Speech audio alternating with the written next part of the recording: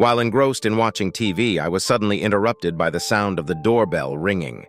Curiosity piqued. I rose from my seat and made my way to the door, peering through the peephole. To my dismay, I couldn't fathom how she had managed to track me down. Initially, I contemplated simply returning to my television program and disregarding the persistent doorbell. However, I reasoned that if she had gone through such lengths to find me, she wouldn't leave until she achieved her objective. With caution, I secured the chain and cautiously opened the door, allowing for a partial view of each other. I sternly questioned her, demanding to know the purpose of her visit. Hadn't my departure made it abundantly clear that I had no desire to ever lay eyes on her again, let alone engage in conversation? I remained clueless as to why she had left without a trace. No note, just the absence of her belongings. It was absurd. How could she not comprehend the reason? I had explicitly warned her of the consequences if she walked out that door. "Can I come in?" she asked. Realizing that I needed to confront this situation head-on, I unfastened the chain and stepped aside, allowing her entry. She settled herself on the sofa and requested a glass of water. As I obliged, my mind wandered back to the night that had set everything in motion. Upon returning home from work, I discovered my wife, Alice, dressing up. Unbeknownst to me, we had plans for a date. "Who are you going on a date with?" I inquired. "You don't know him?" she responded. "He's a colleague of mine, new to the office and lacking acquaintances. He wanted to attend Sylvia's birthday party but didn't want to go alone, so he asked me to accompany him." I interjected, questioning whether he was aware of her marital status. Dismissing my concerns, she asserted that nothing would transpire between them. Furthermore, she expressed her desire to attend Sylvia's party with or without my presence. Defending her friendship, she declared that she wouldn't abandon her best friend of many years simply because I disapproved. My disdain for Sylvia stemmed from her multiple divorces, each one resulting from infidelity.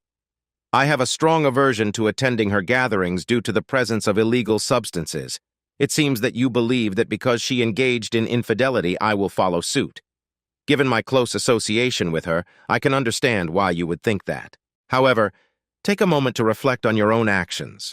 Now you are dressed in an enticing little black dress, preparing for a date with another man. It is evident that your attire is specifically chosen for him. I can only think of one reason why you would dress so provocatively for him, and it is truly repulsive to consider. No, that cannot be true. Allow me to remind you of what you wore to the last two parties at Sylvia's. In one instance, you wore trousers and a blouse, and in another, jeans and a sweater. There is no doubt in my mind as to why you have chosen to dress this way for this particular event. Sylvia has finally managed to persuade you to explore other options, as I have gathered from the snippets of conversations I overheard.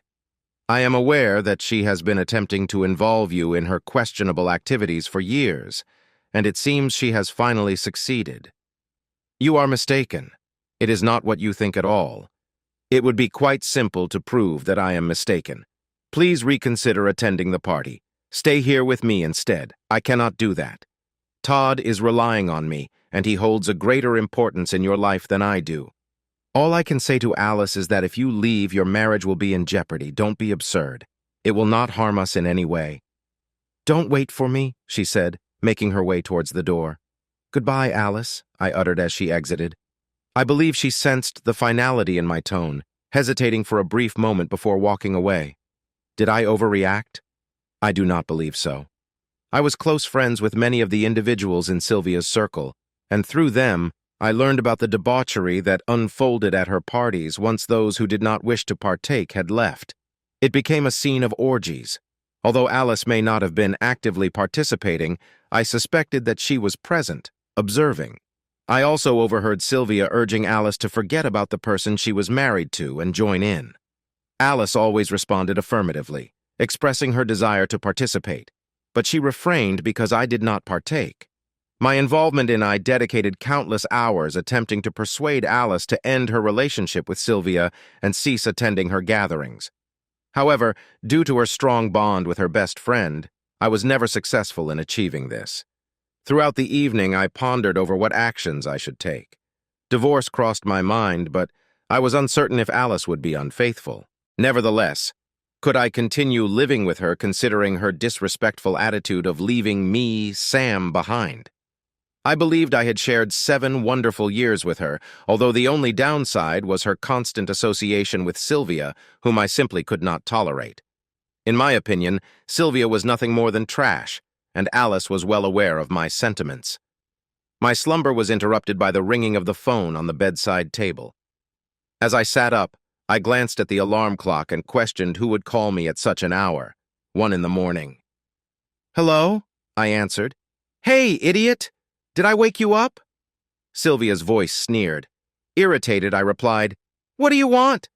Sylvia continued, "I'm just calling to inform you that your wife has finally found a real man." Confused, I demanded, "What the hell are you talking about?" She retorted, "Just what I said. Alice has found someone who can fulfill her true desires." Reluctantly, I listened as the sounds of intimacy filled the airwaves. Then I heard my wife's voice exclaiming, "Oh God, yes, take me please, take me harder." Disgusted, I abruptly ended the call. Within 30 seconds, the phone rang again, and I knew exactly who it would be. I picked it up and deliberately dropped it on the floor. One advantage of living in an apartment is the limited space, which prevents the accumulation of excessive belongings. Within just over an hour, I had packed and moved everything I desired out of the truck. By 3 o'clock, I had checked into a motel, and as soon as the bank opened at 9, I closed all the accounts. I then proceeded to my workplace and informed Jake that I was resigning without notice. When he inquired about the reason, I explained, and to my surprise, he understood. He provided me with a final paycheck, assisted me in loading my tools, and even offered recommendations for future employment while wishing me well. Since 7 in the morning, my phone had been incessantly ringing. Withal, I was uncertain whether Alice would be able to obtain a new phone number from our cellular service provider. Consequently, I made the decision to discard the phone and purchase a track phone from Walmart. Since Alice and I did not have any joint credit cards, I did not have to deal with any credit card matters. Alice had 2 cards in her name while I had 3 in mine. By the time it was 10 o'clock, I was already en route to a destination that I had not yet determined. All I knew was that it had to be far away from Alice. Eventually, I arrived in Castle Rock, Colorado. I managed to secure a job in my field and settled down to embark on a new life. If a divorce were to occur, she would know my whereabouts in a year. She could use my refusal as a reason. The only drawback to this plan was that I would never find out about the divorce. However, it didn't matter at that time because I had no intentions of getting married again. The following 2 years went by smoothly. I went on dates with some women and had a friend with benefits. And now this. You heard me when I warned you about the consequences of going on that date. You disregarded my advice, went on the date, and I followed through with what I had promised. How did you manage to find a highly expensive private detective? Why do you require their services? You are my spouse. How did you find the funds to pay such a costly detective with your secretary's salary? I sold the house. Which house? The one I received in court. I almost asked for more details but stopped myself. It simply didn't matter. Well, you wasted your money and the time it took you to come here because we are finished. You did exactly what I anticipated when you left me to attend that party. And don't bother trying to convince me that nothing happened. Your best friend called me at 1 in the morning and held the phone so that I could hear everything that was transpiring. "Oh God, yes, take me please, take me harder." It was loud and clear and it said it all. She succeeded. Perhaps I should have sought revenge more aggressively. I believe I need to inform you about what occurred since you were not present to witness or hear about it. Attending that party was never my intention to engage in such activities. It was the last thing on my mind. Indeed, I made the decision to go to the party because Sylvia asked me to. She seemed to have some sort of issue with Todd, although she never explicitly stated it. However, she couldn't prevent him from attending since it was an open invitation to everyone in the office. Instead, she requested that I dress provocatively and give Todd the impression that he was fortunate. I enjoy dressing up, so I complied with her request. Todd seemed to believe that he had struck gold when he laid eyes on me that night. He clung to me as if I were his lifeline, as if he feared someone else might snatch me away. The party was enjoyable, and despite Todd's constant presence, I believe the other men found me attractive that night. After the party ended, I danced with a few other men. However, as the night progressed, I began to feel dizzy and disoriented. Sylvia later informed me that I had consumed an excessive amount of alcohol, and she had put me to bed in one of her spare bedrooms. I cannot recall exactly when or how it happened, but I gradually became aware that they were engaging in sexual activities with me. Initially, I believed I was in bed with you, Sam, until I overheard someone urging them to hurry up and mentioned that they were next. I glanced around and saw Sylvia on the bed beside me, along with Todd and Ben Grady. Several other men were standing nearby, completely naked. It was evident that one of them would be next. You know me, Sam. You know how I become lost in the moment when we make love. I become a mere vessel of pleasure. I cannot ascertain how many of them took advantage of me before I lost consciousness. The following morning, I awoke to find myself next to Bob Flanagan. He was propped up on his elbow, gazing at me. I could discern the expression on his face and asked him what was wrong. He responded by saying that he never expected me to betray you, Sam. However, he admitted that he was glad it happened and expressed a desire to see me again. I promptly slapped him across the cheek, got dressed, and headed to the hospital. They conducted tests on me and discovered traces of Rohypnol and ecstasy in my bloodstream. Subsequently, they contacted the police. While waiting for the authorities, I attempted to reach out to you, but received, during my conversation with the police, I provided them with a comprehensive account of everything I knew and could recall. The initial person they interviewed was Flanagan, who claimed to have no knowledge of me being drugged or under the influence, and he denied any involvement in taking me. However, this was a recurring pattern at Sylvia's gatherings, and I was well aware of it, having witnessed it firsthand on previous occasions. Flanagan stated that he believed I had willingly participated this time. He proceeded to disclose the names of all the individuals he knew had engaged in sexual activities with me that night. The police suspected that Todd might have played a role in what happened to me, and when they confronted him, he quickly shifted blame onto Sylvia. Sylvia was aware of my initial reluctance to join in, but she made the decision to coerce me. She believed that once the effects of the illicit drug wore off, I would still willingly continue and even enjoy it, wanting to repeat the experience. Unfortunately for her, she failed to acknowledge the fact that I had repeatedly made it clear to her that I would not participate without certain conditions being met.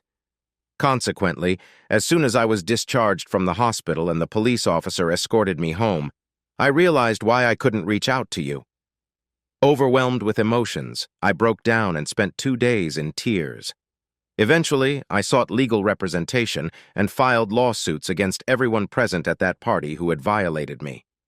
Most of the lawsuits were dismissed due to the consistent testimonies echoing Flanagan's claims. However, the lawsuits against Sylvia and Todd held merit as they had conspired against me. I successfully won my claims, but Sylvia only had her house as an asset.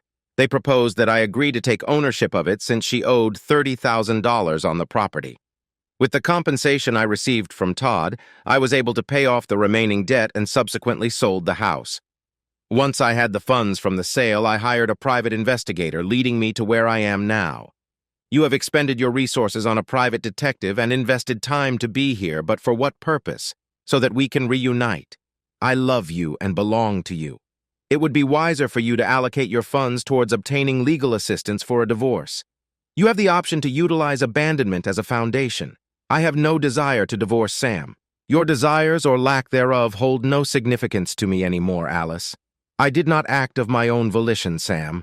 I was under the influence of drugs. I was intoxicated.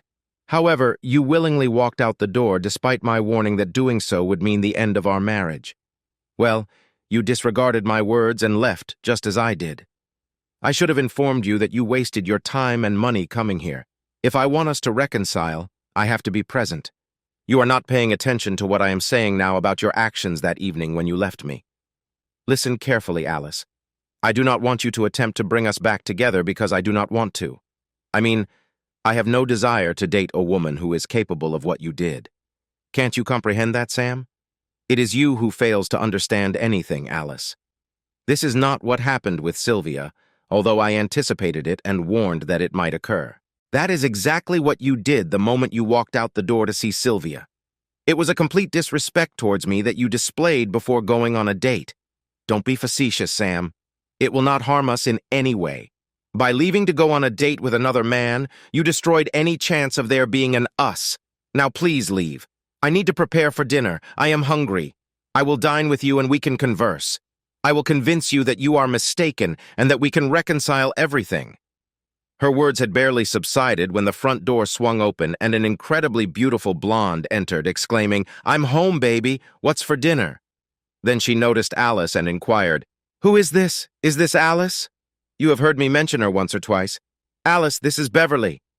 Beverly surprised Alice by approaching her, leaning in for a hug, and expressing gratitude for sending Sam her way. She then turned to me and asked about dinner plans. "I think we will go somewhere. I made a reservation at Angelo's. I will go change." "It is a pleasure to meet you, Alice. Perhaps we can arrange a time to meet and share our experiences." Afterward, she went to the bedroom. "It is necessary for you to leave now, Alice. I must change for dinner." "Does she have knowledge of your marital status?" "She is aware. You must inform her that I will fight for you." "Sam, wake up, Alice. In order for you to fight for me, you would have to spend time with me. However, that is not going to happen. Get a divorce and find another man for yourself. And when you do find him, do not burden him with the issues you brought upon me." Tears streamed down her face as she exclaimed, "Sam, why can't you understand that I did not betray you?" I was forced into a state of intoxication against my will. So what does it matter? You had to be present for you to be drugged. That is the whole point. I warned you not to go. I told you that if you left, our marriage would be over. You disregarded my words. You left. The marriage is now finished. It is as simple as that. Now please leave. I need to prepare for a dinner date. I will not divorce you, Sam. You should inform your girlfriend about this. She can never marry you. In any case, she cannot marry me either. She is already married and in the same predicament as me. Her husband refuses to grant her a divorce, and she does not want to spend money on obtaining one. I will leave, but I will not go far. I cannot bring you back from a long distance, so I am relocating here. I am going to win you back. That is nonsense, Alice. I have already stated this multiple times, and you need to understand that I am serious. I do not want you. Now go." She cried, but departed. Bev entered the room, looking radiant. "Why are you not ready?" I decided not to go. No, it simply took me longer than expected to get ready. Is she gone for good? It must be so. I made it clear to her that I want nothing to do with her. That is good because I am not going to let you slip away from me. I smiled at this and said, "I will be ready in 10 minutes. Subscribe to our channel so that your partner does not betray you again. Feel free to proceed and listen to the upcoming narrative as it pales in comparison to the subsequent tale. However, if you are below 18 years old, it is strongly advised against contemplating the idea of listening to the following story."